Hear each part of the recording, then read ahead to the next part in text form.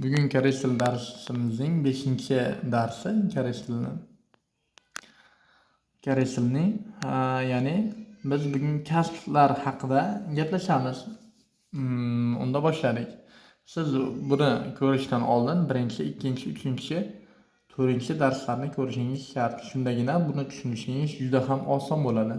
Ya'ni darslarimizning ketma-ketligi xuddiki zanjirga o'xshash. Agarda siz zanjirni to'liq uzmasdan olib borsangiz, oxiriga yetganda siz xuddiki o'zingizga bo'lgan ishonch juda ham ortib boradi. Men esa darsni boshladim.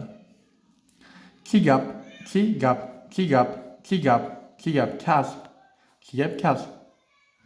Bu so'z juda ham qiyinroq. Men ham biroz yodlaganimda ozgina qiynaldim. Ya'ni militsiya so'zi.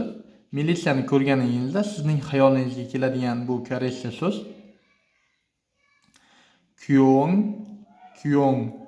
Chal Goan.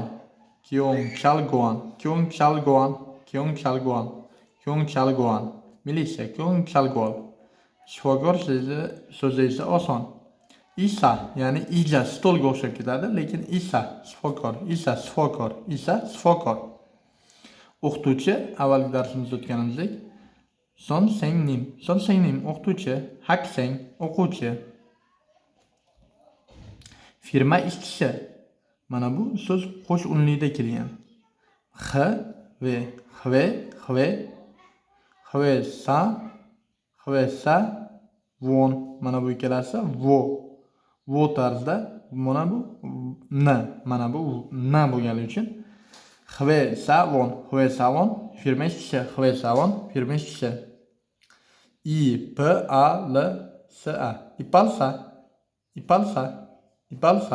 İpalsa, sartarosh.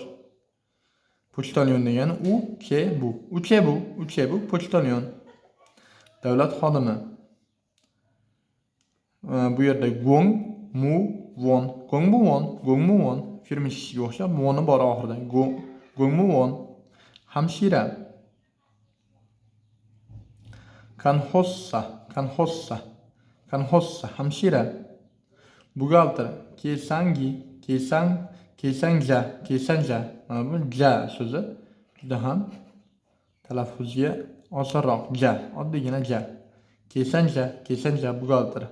Dorixonachi. Yo'qsa. Bank xodimi. Inheng won, bank xodimi. Yana bu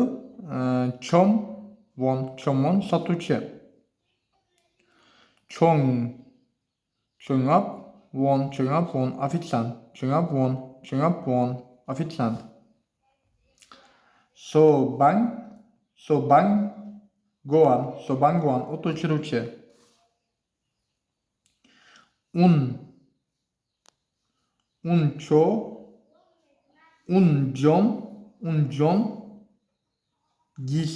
Unjon gisa, haydovchi. Qo'shiqchi, kasu, qo'shiqchi. Yorissa, oshpaz. Chubu, uy bekasi. Chong sobu, farrosh. Ya'ni mana bu chong sobu, farrosh. Quruvchi. Mana quruvchi degan so'z. Bu yerda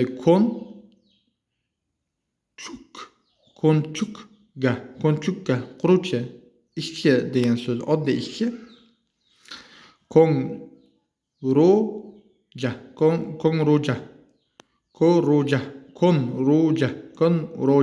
Konroja, ishchi.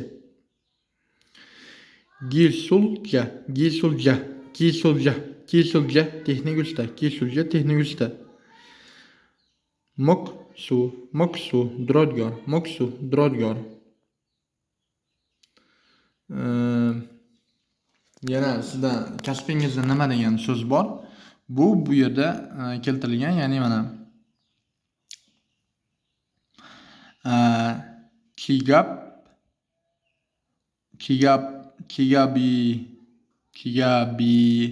Kigabi moyoyo. Canon hakseng, iyo, ya'ni iyo degan so'z hakseng bo'lgani uchun, ya'ni undosh bo'lgani uchun iyo. Aslida unli bo'lsa, ya'ni yeyo deyiladi. Mana bu qoida bor. Gapda undosh kelsa iyo, so'z qo'shimcha qo'shiladi. Gap oxiri unli bilan tugasa, oyoyo, haligi oyoyo degan qo'shimcha qo'shiladi. Ya'ni haligi stol mavzusiga keldi. Endi haligi xom yoki stol bo'lsa, inglizchadan olingandek table stol yoki tokja stol. Yana ishbilarmon degan so'z bor. Ya'ni ishbilarmon nima qiladi? U savobga ishlaydi va shuningdek savobga. Xuddiki shunday. Bugungi darsimiz tugadi. Sizlarga esa omad.